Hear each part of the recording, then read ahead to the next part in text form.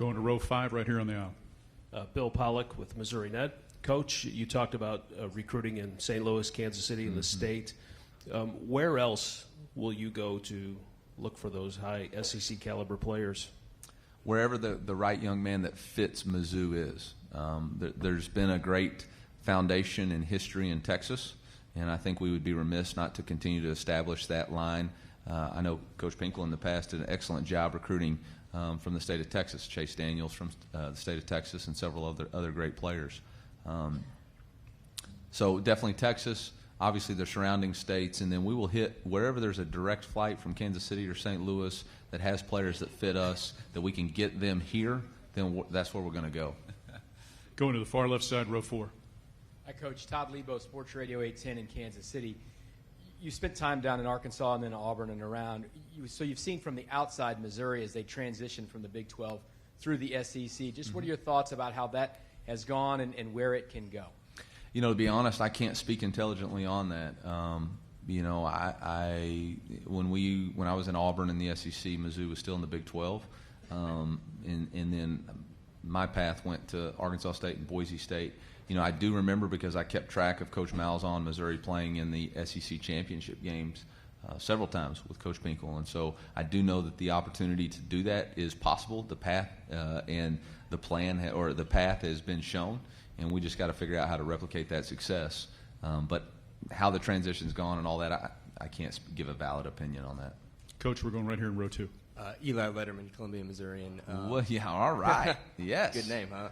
There we go. You mentioned you're going to hop right on the recruiting trail. So Yeah. how do you balance kind of maintaining what it is that brought some of these recruits in the first place while also selling yourself and making your pitch for the future? Well, I think recruiting is all about trying to build a relationship. I mean, it's going to be a little bit like speed dating right now. We're going to try to show them who we are as quickly as we can. But people fall in love with Mizzou, all right? And so I know that the guys that are currently committed to us, who are still committed, love Mizzou football. And all they need to do is see that I love Mizzou football as much as they do. And if our passions can connect, then we'll be fine. And so that's really what my mission is right now. Coach, we're staying right here in row 2. Eli, also Nick Kelly with the Columbia Missourian. What would you consider your strengths as a coach and also some areas you still want to improve? I want to improve in all areas. I think personal growth is the foundation for success. I think you can never be satisfied with where you're at in anything.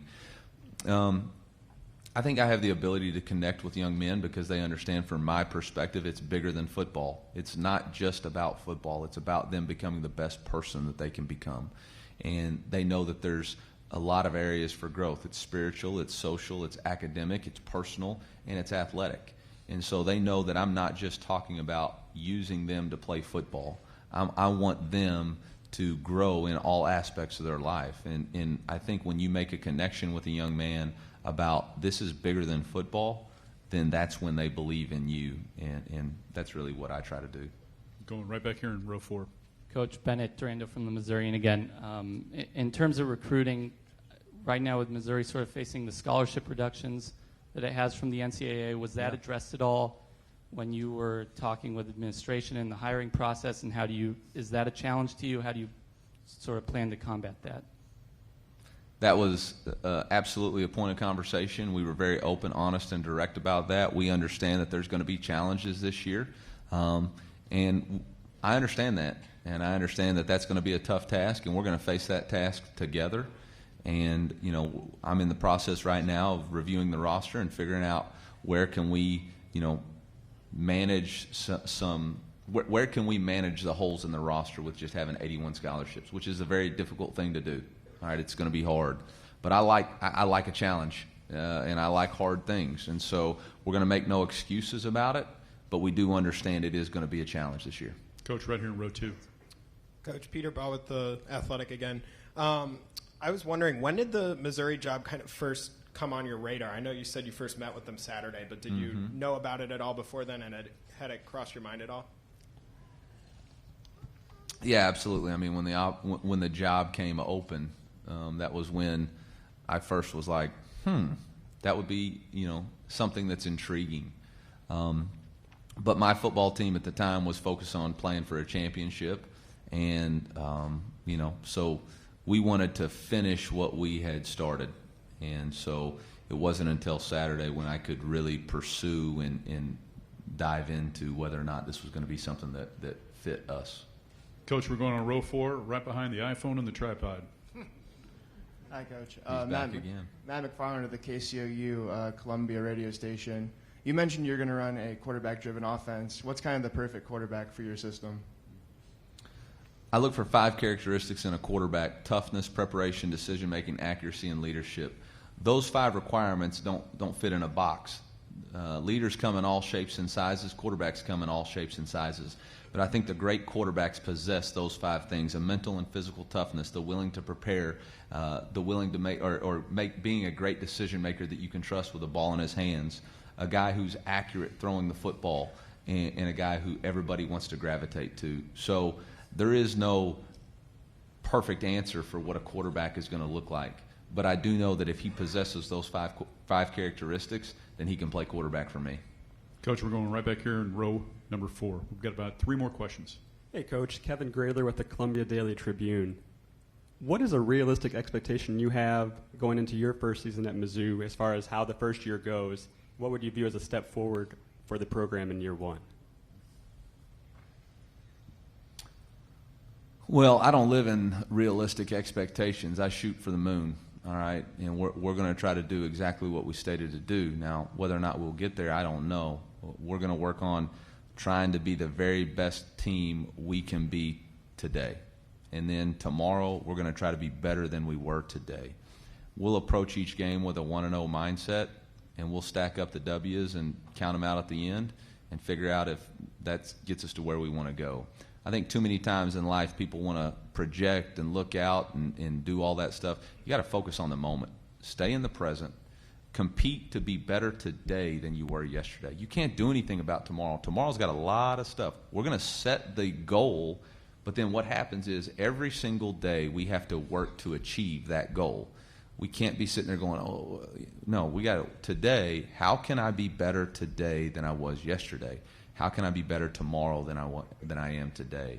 And so, realistic, unrealistic, I don't know what that is. I know that the realistic goal is that we're going to compete every single day to be better today than we were yesterday. 2 more questions. We go to the back to the left, please. Hi, Matt Antonick from Rock M Nation. Coach, you worked with Gus Malzahn at a couple stops in your career. Can you talk about his influence on you and the evolution of your offensive philosophy? Yeah, absolutely. So I first interacted with Coach Malzahn in 2004 when he was the head coach at Springdale, Arkansas, Springdale High School, and that's where I first, got introduced to the hurry-up, no-huddle approach and spread offense. Was able to reconnect with him in 2010 and 2011 at Auburn, and then spent a year with him in 2013 at Arkansas State. And so have a good grasp of his offensive philosophies. Where Coach Malzahn and I separated, that's when my personal growth began, because Brian Harsin came to Arkansas State. He came from Texas, and we were able to blend our offensive identities, the philosophy of no-huddle attack with multiple personnels, shifts, motions, pro-style concepts. And that's really where this offense began to take root and became my own, and that's really where it's grown from. And so that's kind of how that transition occurred. Coach Malzahn and I actually got together this past summer and talked, and I think there was some surprise on both sides about how far, we've both evolved from those points together. But we still have that foundation of our time together too. Okay, last question comes from row 5.